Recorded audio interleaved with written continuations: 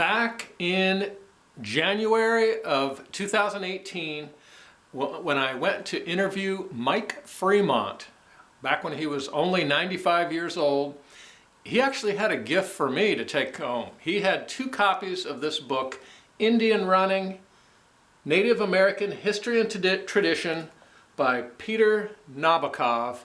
I believe it was printed in 1981. But Mike knew just enough about my running to understand how much I would appreciate this particular book. I highly recommend you go back and watch at least one of my videos on his roughly 40-minute interview. It's broken down into 4 or 5 different videos of different lengths, but watch the long one.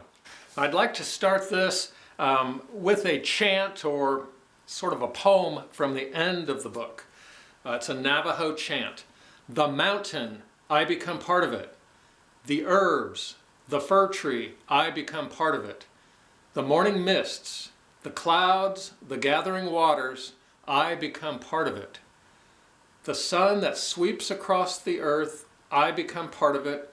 The wilderness, the dewdrops, the pollen, I become part of it. So for about the last 8 or 9 years, I've been attempting to adopt the best habits of the Raramuri, or the Tarahumara, of the Copper Canyons of Mexico. And that I learned from the book Born to Run.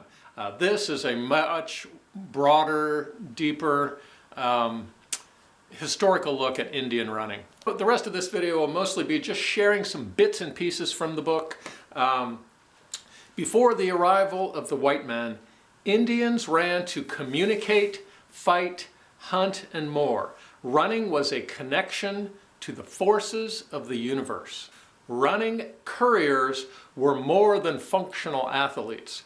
Their status was high as safekeepers of information. We learn about Indian runners who lived like the messenger monks. They alone could deliver a deciding vote in a deadlocked council. Vowing celibacy, observing strict dietary rules, promising to be truthful, they dedicated their lives to their position. Indian running was a calling. Running messengers enjoyed safe passage through every territory. They practiced daily and were very careful about their diets. In the East, the Iroquois Confederacy was able to dominate upper New York State, in part because of its organized runners sustained with scorched cornmeal. Runner systems were in action across North and South America, which of course had been discovered and traversed long before white men appeared. Messengers, porters, and traders kept goods and ideas flowing. Spanish writers referred to seasoned runners among the Aztec of Mexico who could run like the wind, 100 to 200 miles a day, trained from childhood. This book went beyond North American Indians and got into the advanced running paths of Ecuador, Chile, Rome, Persia, and China. Pathways hundreds of miles long had curbs and fruit trees to connect the 4 quarters of the world. Spanish runners could move messages 150 miles per day, which was much faster than horses. Among the Navajo, running meant joining in the motion which is at the heart of life itself. There is much emphasis on the study of Indian games of chance and dexterity. Often they were played to drive away sickness, produce rain, and fertilize crops. Wars, too, required a fleetness of foot. Games often encouraged the survival skill of running, both swift and far. And they captured games such as deer and rabbit by foot. The Hopi preached that in general contributions to health, running lifts the heart, dispels sadness, firms up the flesh, and renews one's vigor. To train oneself called for a relationship with strengths and skills which were the property of animals, trails, stars, and elements. Hunters had a symbiotic relationship with their game, whose distinctive traits were almost as desired as their meat as food. Of course, elsewhere I've read that even the North American Indians tended to have a diet closer to what the Raramiri or the traditional Tarahumara diet was, which would closer to maybe 98% plant-sourced foods. Fasting, sexual abstinence, emetics, and dietary rules prepared men and women for the practical and spiritual rewards of running, goals which were likely inseparable. Racing games included kicksticks, log-carrying relays. The kickstick game reminded me of the Tarahumara wooden ball running game. Some North American Indians used croquet-sized balls of stone or wood in kick games with 20 to 30-mile circuits. Running was a required course in schooling for war, work, and spiritual readiness.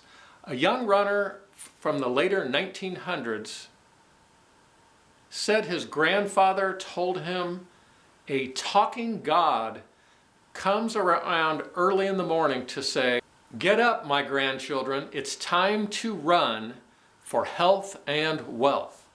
For Navajo runners, the talking God was the grandfather of the gods, the archetypical coach, a Zen master known to tease those he guides to self-fulfillment, to these ideals of enterprise, courage, and quick mind.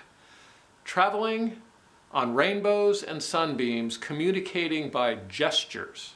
A young Navajo runner described packing his moccasins with sand to toughen his feet, and he would run with a mouthful of water to learn breath control, to breathe only through his nose. Some runners entered a rare sort of esoteric training, advancing into a greater interaction with the unseen world in order to accumulate knowledge and control. Reaching a state of altered consciousness, running was more of an effortless gliding or skimming. The power was sometimes perilous, as it could be diverted to benign or malevolent intent. Extending the runner's benevolent membership into the natural flow of the world's pure energy was the ideal goal. The aspiring runner was taught to establish an extrasensory relationship with the trail through singing to it, addressing it. He was taught to make room for it, to receive the trail as a being, letting it dictate the run. It was as though the trail was running out behind him and under him by itself. This might be practiced at first by running hard along a trail with eyes closed, trusting the trail itself to guide you. As one's abilities developed, riskier types of altered state running might be learned. Another technique was visualization, to help the student learn to feel the actual energies being used are the world's rather than his own. Rather than feeling how your feet hit the ground, emphasis is placed on feeling the ground pushing back up against your feet.